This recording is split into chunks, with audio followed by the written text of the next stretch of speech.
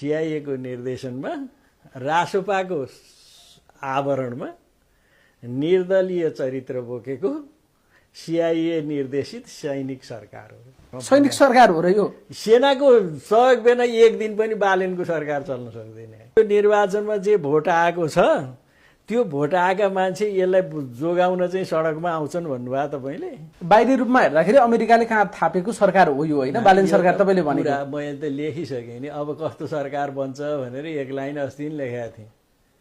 सिआइएको निर्देशनमा रासोपाको आवरणमा निर्दलीय चरित्र बोकेको सिआइए निर्देशित सैनिक सरकार हो। योभन्दा तानाशाही सरकार अर्को अब नेपालमा यो धेरै वर्षमा सैनिक सरकार हो र यो सेनाको सहयोग बिना एक दिन पनि बालेनको सरकार चल्न सक्दैन। यो त निर्वाचनबाट आएको जनअनुमोदित सरकार हो, ए बाबा, जनादेश प्राप्त सरकार हो होइन र? त्यो जनअनुमोदित सरकार त्यो निर्वाचनमा जे भोट आएको छ त्यो भोट आएका मान्छे यसलाई जोगाउन चाहिँ सडकमा आउँछन् भन्नुभयो तपाईँले। आउँदैनन्? किन आउँछन्? तपाईँले त धेरै कडा शब्द प्रयोग गर्नुभयो नि त। रासोपाको आवरणमा सिआइएको निर्देशनमा निर्दलीय चरित्रको सैन्य बलमा बच्ने सरकार हो। निर्दलीय चरित्रको सैनिक सरकार हो। सरकार देख्नु भएन, ऊ गर्न थाल्यो के विद्यार्थीहरूका सङ्गठनमाथि प्रतिबन्ध लाउने, अनि त्यसपछि चाहिँ के अरे ट्रेड युनियनहरूमाथि प्रतिबन्ध लाउने घोषणा तपाईँको त्यो 100 बुँदामा हेर्दै थिएन। तर त्यहाँ कहीँ लेखा छ देशको सीमा चाहिँ नि अतिक्रमित सीमा चाहिँ फिर्ता गर्ने? कहीँ छ?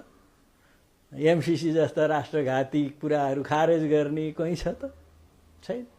अन्तर्राष्ट्रिय मामिलामा अथवा यस्तो विषयमा छिरेन सरकार। उले त शासकीय सुधारको मात्र कुरा गर्यो। जम्मा के खोजिरहेछ त भन्नु भने जस्तो लिपुलेखमा देखिसक्यो नि, सङ्केतै देखिएन। जब यिनीहरूले चुनाव जिते भारत र चाहिँ नि चीनले चाहिँ लिपुलेखको बाटोबाट व्यापार गर्ने निर्णय गरे। यिनले चुनाव जितेपछि गरे। चुइक्क बोल्नु छैन देशका बारेमा, किनभने त्यो लिपुलेखको बारेमा यदि बोल्यो भने यसको हालत चाहिँ केपी ओलीको हालत हुन्छ। त्यो कुरा उनीहरूलाई थाहा छ, उसलाई थाहा छ र अब आत्मसमर्पण गरेर चुप्प लाएर बसिरहेको छ। अब यहाँनिर तपाईँले एउटा सरकार बन्ने कुराको पृष्ठभूमि बताउनु भयो होइन। अब सरकार बन्यो र प्रधानमन्त्रीले शपथ ग्रहण जसरी गर्नुभयो, तपाईँले अघि भन्नुभयो क्रिस्चियनहरूको धेरै भोट छ, तर त्यो आवाज त फेरि उहाँको शपथ ग्रहणमा देखिएन। उहाँले वैदिक सनातनी धर्मको त्यो अभ्यास गरेर बटुक पढाएर स्वस्ति वाचन गरेर शपथ ग्रहण गर्नुभयो होइन। अस्ति मैले एउटा त्यो उसको स्ट्याटस हेरेको थिएँ, त्यो बालेन शाहको। सामान्य